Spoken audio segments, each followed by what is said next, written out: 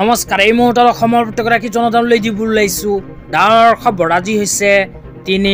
ডিসেম্বৰ আজি অসমৰ লাখ লাখ দুখীয়াসকললৈ কেইখনমান চৰকাৰী আঁচনি লৈ দিবলৈ লাইছো ডাঙৰ খবৰ তো যিসকল মানুহে ভিডিঅ'টোত ক্লিক কৰিছে অনুগ্ৰহ কৰি ভিডিঅ'টো স্কিপ নকৰি প্ৰথমৰ পৰা শেষ লৈ চাই থাকিব কিয়নো এইটো ভিডিঅ'ৰ মাজত মহিলাসকলৰ পৰা আৰম্ভ কৰি প্ৰেৰণা আঁচনিলৈ কেইখনমান গুৰুত্বপূৰ্ণ খবৰ আপোনালোকক প্ৰদান কৰিম অনুগ্ৰহ কৰি ভিডিঅ'টোত ক্লিক কৰিছে যদি ভিডিঅ'টো স্কিপ নকৰি প্ৰথমৰ পৰা শেষ লৈ চাই থাকিব লগতে মোৰ চেনেলত নতুন হলে প্লিজ চেনেলটো সাবস্ক্ৰাইব কৰি মোৰ লগত থাকিব তো বলক ভিডিঅ'টো আৰম্ভ কৰি আজি প্ৰথমটো গুৰুত্বপূৰ্ণ খবৰৰ বিষয়ে বিস্তাৰিত জানি লওক আজি প্ৰথমটো গুৰুত্বপূৰ্ণ খবৰ হল প্ৰেৰণা আঁচনিলৈ ইয়াতে কি কোৱা হৈছে পঢ়ি আপোনালোকক বিতংভাৱে শুনাই দিছো ইয়াতে লিখা আছে মেট্ৰিকত অৱতীৰ্ণ হ'বলগীয়া পৰীক্ষাৰ্থীক প্ৰতিমাহে 300 টকাকৈ জলপানীৰে বিশেষ প্ৰেৰণা দিয়াৰ বাবে মাননীয় মুখ্যমন্ত্ৰী ডক্টৰ হিমন্ত বিশ্ব শৰ্মা ডাঙৰীয়ে গ্ৰহণ কৰা আন এক অভিলাষী আঁচনি হৈছে প্ৰেৰণা আঁচনি ইয়াতে কোৱা অনুযায়ী যিসকল শিক্ষাৰ্থীয়ে মেট্ৰিকৰ পৰীক্ষা দিব সেই সকল শিক্ষাৰ্থীৰ বাবে অসম চৰকাৰে নতুনকৈ আৰম্ভ কৰিছে প্ৰেৰণা আঁচনি এইখন আঁচনিৰ জৰিয়তে প্ৰতি মাহতে মেট্ৰিকৰ পৰীক্ষাৰ্থীসকলক প্ৰদান কৰিব 300কৈ টকা তাৰ পিছত আৰু কি লিখা আছে পঢ়ি শুনাই দিছো ইয়াৰ পিছত মহিলাসকললৈ এখন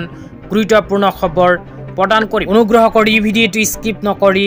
চাই থাকিব তো তাৰ পিছত আৰু কি লিখা আছে পঢ়ি শুনাই দিছো তো ইয়াতে লিখা আছে অসমৰ শিক্ষাৰ্থীসকলৰ শৈক্ষিক যাত্ৰাত আৰ্থিক দিশত যাতে বাধা হ'ব নোৱাৰে তাৰ বাবে আৰম্ভ কৰা এই আঁচনিৰ আজি শুভ উদ্বোধনী অনুষ্ঠানত ভাৰতীয় জনতা পাৰ্টি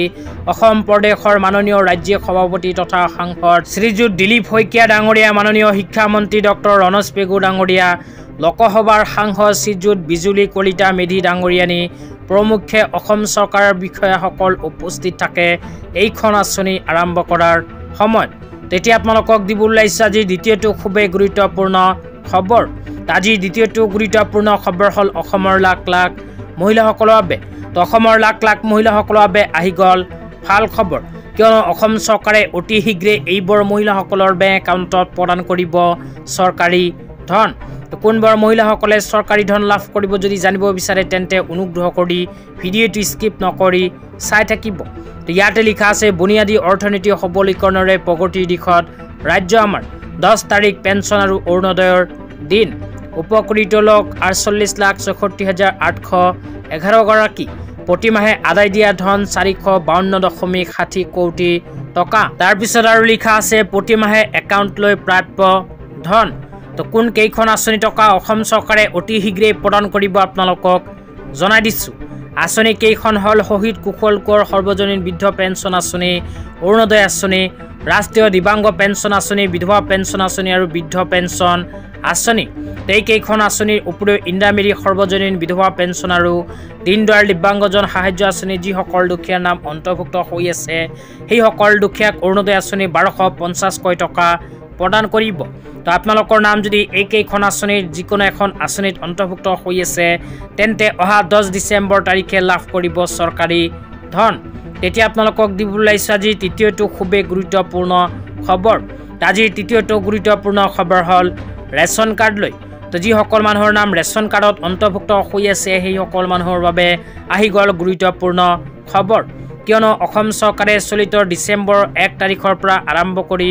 10 তাৰিখ পৰ্যন্ত ঘোষণা কৰিছে অন্য সেৱাৰ দিন তো আপোনালোকৰ নাম যদি ৰেচন কাৰ্ডত অন্তৰ্ভুক্ত হৈ আছে তেন্তে অতি শীঘ্ৰেই কৰিব লাগিব এইখন কাম তো কি কাম কৰিব লাগিব আপোনালোকক জনাইছো অনুগ্ৰহ কৰি ভিডিঅ'টো স্কিপ নকৰি চাই থাকিব তো আপোনালোকৰ নাম যদি ৰেচন কাৰ্ডত অন্তৰ্ভুক্ত হৈ আছে তেন্তে অহা 10 ডিসেম্বৰ তাৰিখৰ ভিতৰত ৰেচন কাৰ্ডৰ জৰিয়তে ল'ব লাগিব চৰকাৰী ফ্ৰী চাউল মুছুৰ দালি চেনি আৰু নিমখ আপোনালোকৰ নাম যদি ৰেচন কাৰ্ডত অন্তৰ্ভুক্ত হৈ আছে তেন্তে অতি শীঘ্ৰে অহা 10 ডিসেম্বৰ তাৰিখৰ ভিতৰত নিজৰ ৰেচন দোকানীৰ ওচৰত গৈ এইবোৰ বস্তু সংগ্ৰহ কৰি লওক আজি ইমানেই ভিডিঅ'টো চাই কেনে পালে নিশ্চয় এইটো ভিডিঅ'ৰ কমেন্ট বক্সত কমেন্ট কৰি জনাই দিব